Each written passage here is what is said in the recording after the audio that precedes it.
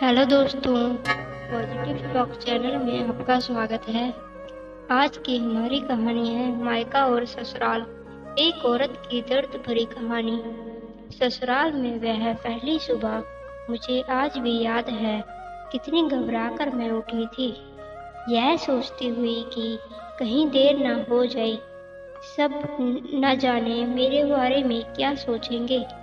केवल एक रात ही तो नए घर में कटी थी और इतना सब कुछ बदल गया, जैसे आसमान में उड़ती चिड़िया को किसी ने मोती के लालच देकर पिंजरे में कैद कर लिया हो। शुरू के कुछ दिन तो यूं ही गुजर गए। एक दिन हम बाहर घूमने गए। जब हम वापस आए तो सासू माँ की आंखों में खुशी तो दिख रही थी, लेकिन केवल अपने बेटे के लिए। मैंने सोचा कि शायद नया नया रिश्ता है, एक दूसरे को समझने में कुछ वक्त लगेगा।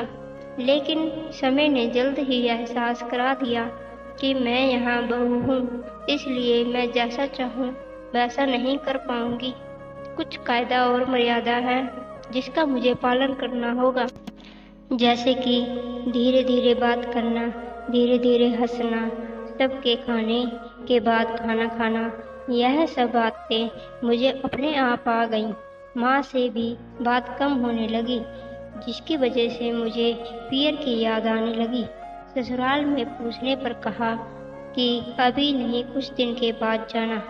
जिस पति ने शादी के समय कहा था कि आपकी बेटी पास में ही तो है, कभी भी आ जाया करेगी, उसके भी सुर बदल गए थे।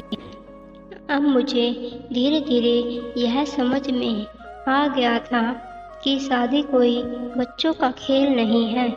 इसमें केवल घर नहीं बदलता, पूरी जिंदगी बदल जाती है। अब मैं कभी भी उठकर अपने पियर नहीं जा सकती, यहाँ तक कि पियर वालों को भी मुझसे मिलने के लिए पूछ कर आना पड़ता है।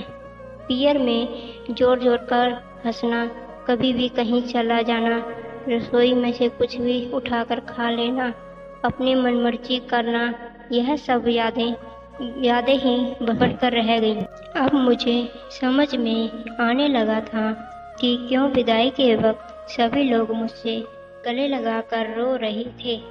असल में मुझसे दूर होने का एहसास उन्हें हो रहा था, लेकिन एक और बात थी जो उन्हें अंदर ही अंदर परेशान कर रही थी कि अब जिस सच्चाई से मुझे इतने दिन दूर रखा गया है, वह सच्चाई मेरे सामने आने वाली थी।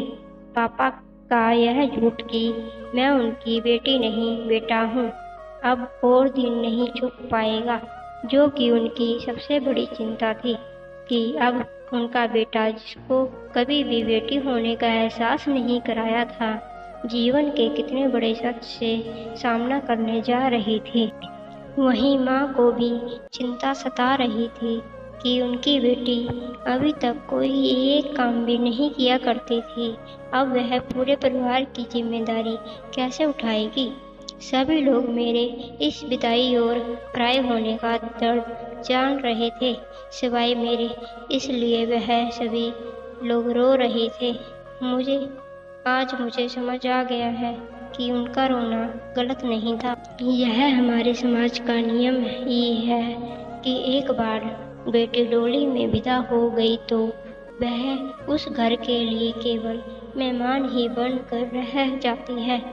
फिर कोई चाहे कितना क्यों ना कह ले कि वह आज घर भी उसी का है, सच तो यह है कि अब वह कभी भी यूं ही अपनी पियर नहीं जा सकती, चाहे कितनी भी समस्या हो, कितनी भी परेशानी क्यों ना आ जाए।